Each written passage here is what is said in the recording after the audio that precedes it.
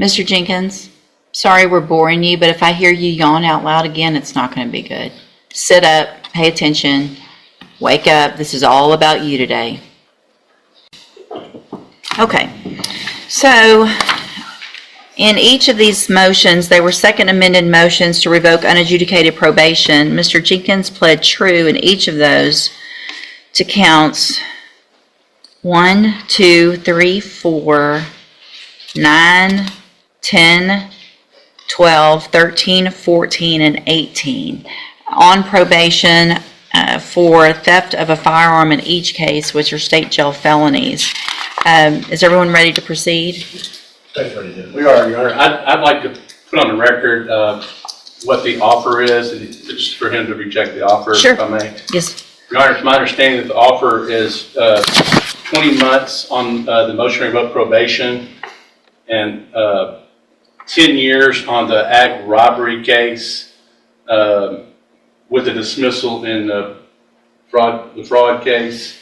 And Mr. Jenkins has indicated that he wants to reject that offer. I've indicated to him that the state is likely going to file a motion to stack those sentences in all 3 cases, and he's expressed to me that he wants to reject that.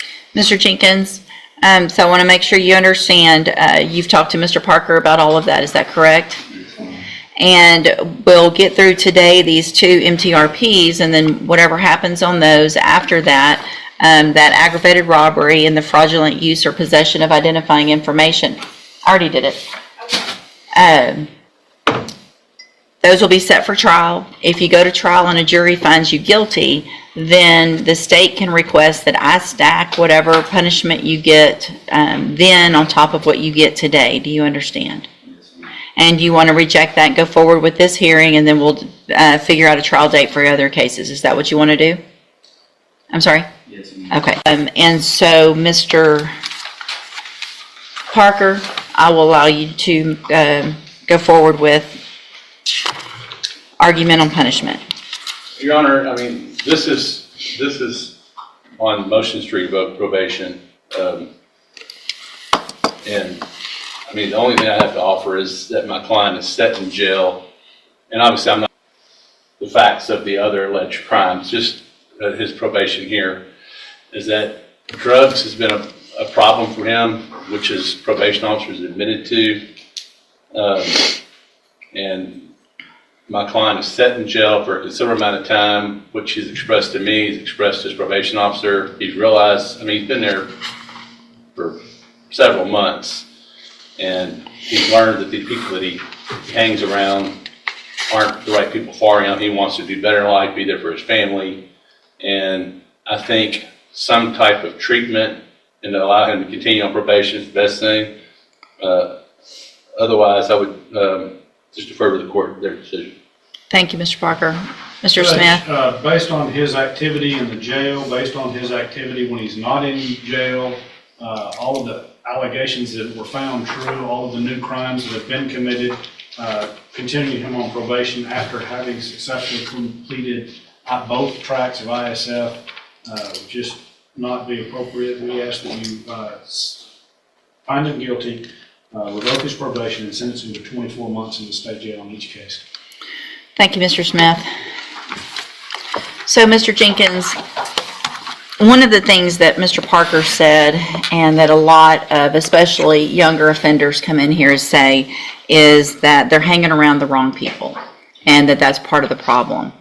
And what I typically see, and more, is that what I think you are as well, is you are the wrong person, right? I mean, nobody's forcing you to do anything, and everybody wants to do this and say that somebody else is at fault for being a complete menace in our community, running around with guns, stealing from people, being part of a group that ends up shooting someone, that terrorizes a family in the middle of the night.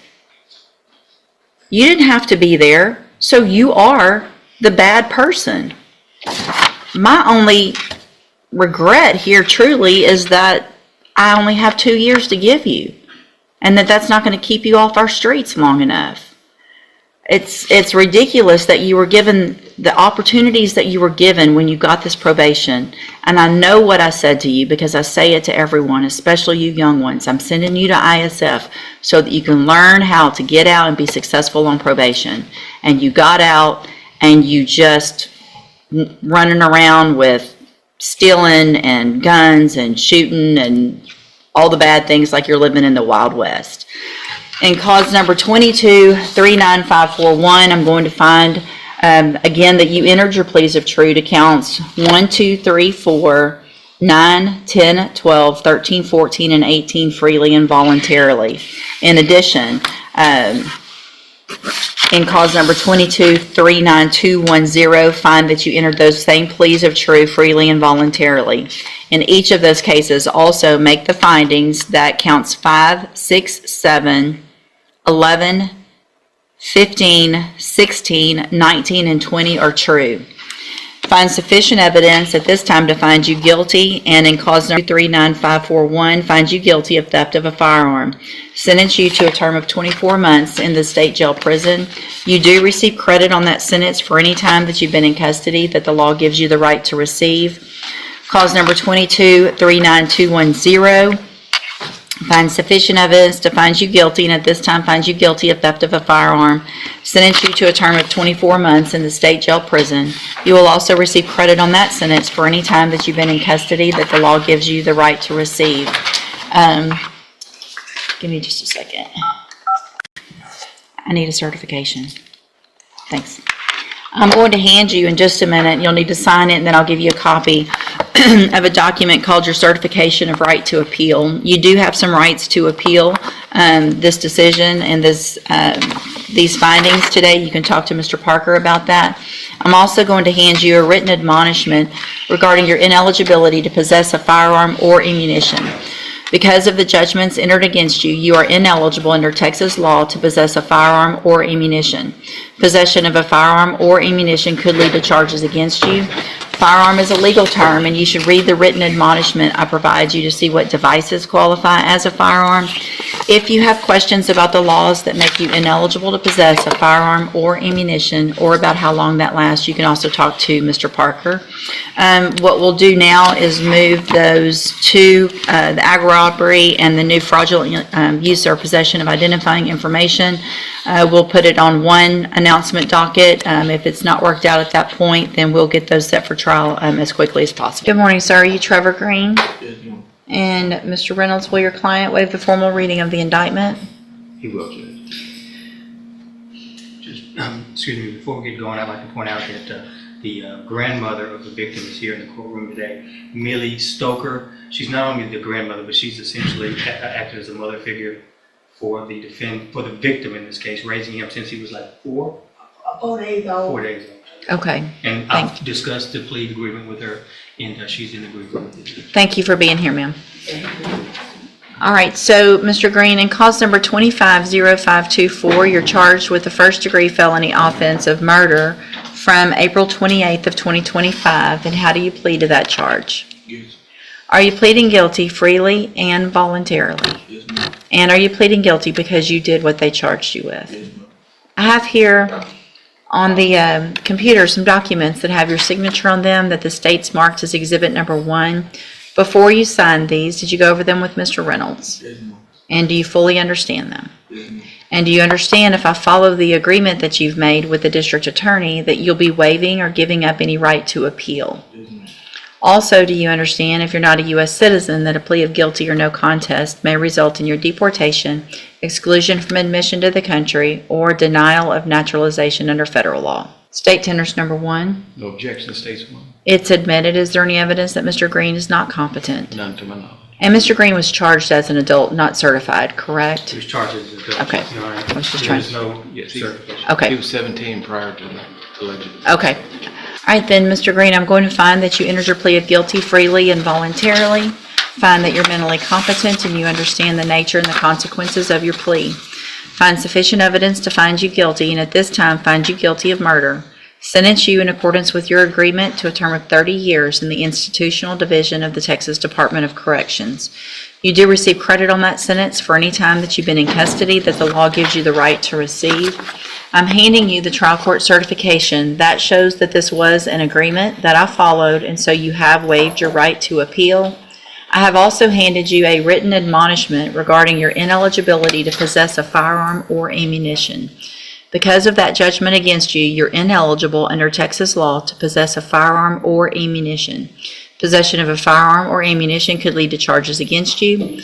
Firearm is a legal term, and you should read the written admonishment I provided you to see what devices qualify as a firearm. If you have questions about the laws that make you ineligible to possess a firearm or ammunition, or about how long that lasts, you can talk with Mr. Reynolds. All right, good luck to you, sir. You can go back with the bailiff. Thank you again, ma'am, for being here. Good morning. Are you Tiffany English? Yes, ma'am. And Mr. Rojas, will your client waive the formal reading of the motion in each case? She will, Your Honor. Ms. English, in 18-30705, I have a motion to revoke your unadjudicated probation. It shows that you were placed on probation June 10th of 2019 for the offense of assault on a peace officer, a second-degree felony, and that was a 7-year deferred probation. Is that correct? Yes, ma'am. And in cause number 19-31722, I also have a motion to revoke your unadjudicated probation. Shows that you were placed on probation June 10th of 2019 for the state jail felony offense of possession of a controlled substance, and that was a 5-year deferred probation. Is that correct? Yes, ma'am. And Judge, I just want to clarify for the court's knowledge, I spoke with Ms. Cole. That was extended. When I first looked at it, it looked like it was Okay. 2019, and now it's 25, that it would have been expired, but I confirmed with Ms. Cole That it that had. it had been expired. Okay, thank you. Each of these cases allege that you violated your probation. Count 1 in each case alleges that you tested positive on a drug patch for tetrahydrocannabinol and cocaine May 8th of 2025. And is that true or not true?